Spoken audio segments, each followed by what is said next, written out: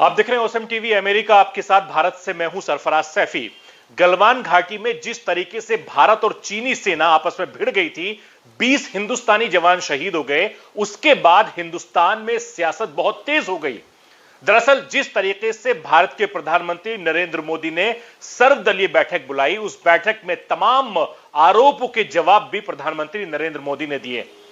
यह भी आरोप लगाया जा रहा था विपक्ष की तरफ से कि सरकार के नुमाइंदे इस बात को छुपा रहे हैं कि बड़ी तादाद में चीन की जो सेना थी वो भारतीय सरहद में घुस आई थी, जिसको लेकर हिंदुस्तान ने इस बात से इनकार कर दिया कि हिंदुस्तान के अंदर ना चीनी सेना घुसी थी और ना ही वहां पर किसी पोस्ट पर कब्जा किया, क्योंकि इस बात का खुद ऐलान देश के प्रधानमंत्री नरेंद्र मोदी ने सर्वदलीय बैठक में कहा है, जिसके बाद से लगातार इस वक्त हिंदुस्तान में आरोप प्रत्यारोप का दौर चल रहा है।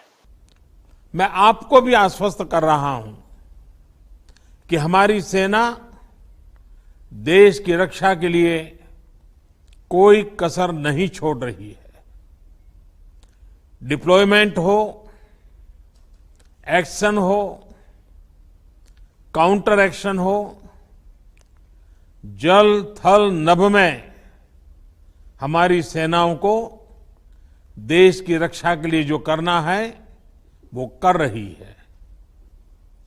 आज हमारे पास ये कैपेबिलिटी है कि कोई भी हमारी एक इंच जमीन की तरफ आंख उठाकर भी नहीं देख सकता। आज भारत की सेनाएं हर सेक्टर में एक साथ मूव करने में पूरी तरह सक्षम है। ऐसे में हमने जहां एक तरफ सेना को अपने स्तर पर उचित कदम उठाने की छूट दी है, वहीं दूसरी तरफ डिप्लोमेटिक माध्यमों से भी चीन को अपनी बात दो टूक स्पष्ट कर दी है।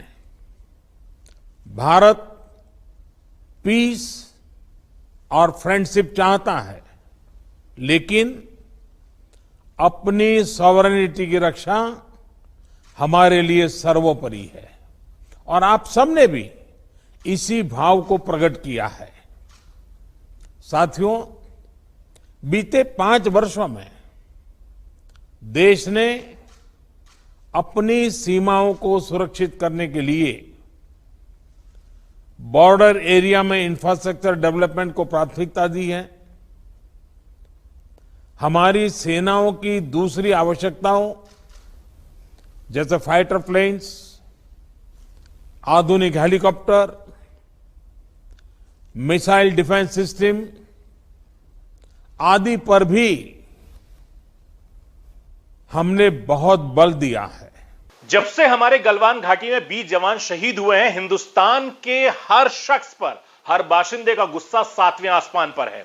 उनका साफ तौर पर कहना है कि जिस तरीके से चीन ने हमारे भारतीय 20 जवान शहीद हुए हैं झड़प के बाद, उसका बाइकआउट करना चाहिए, चाहे सामान से हो, चाहे सॉफ्टवेयर से हो, और सरकार को भी इस ओर ध्यान देना चाहिए। लगातार इस मुद्दे पर सरकार को घेरने की कोशिश विपक्ष भी कर रहा है और विपक्ष लगातार सरकार को बार बार घेर भी रहा है, लेकिन हकीकत क्या है यह आप और हम सब जानते हैं। लेकिन सबसे बड़ी बात यह है कि जिस तरीके से हिंदुस्तान की आवाम ने एकजुट में सेना का साथ दिया है, उससे तो बात साफ है कि हमारी सेना का मनोबल बहुत ज्यादा बढ़ रहा है। अमूमन जब भी हमारी सेना के ऊपर इस तरह के हमले होते हैं तो पूरा भारत एकजुट हो जाता है और तमाम लोग उसका विरोध करते हैं। अब विपक्ष लगातार जिस तरीके से इस मामले पर राजनीति कर रहा है, कहीं ना कहीं सरकार के लिए मुसीबत खड़ी हो रही है।